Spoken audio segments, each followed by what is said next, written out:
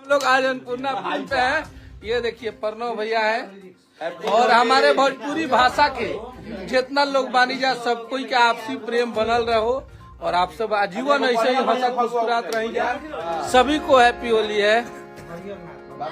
ये हमारी hit machine की टीम है और हम लोग होली बाद बहुत बड़ा बड़ा करता बच्चे। होली तक इंतजार कर लीजिए। होली के बाद बहुत तगड़ा तगड़ा गाना है आप सबके बीच में। बहुत बढ़िया बढ़िया गाना बनौले बनी। बट इतना रात को इसलिए अरे की हमारा से रंग न जलाई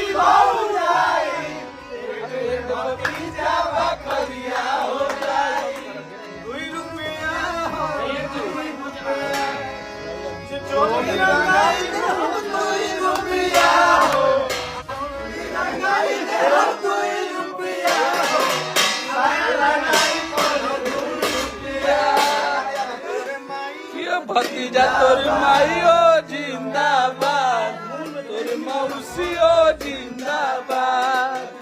अरे किन्नी रहू कवन सिंह रवि किशन सब फाट जाई हो।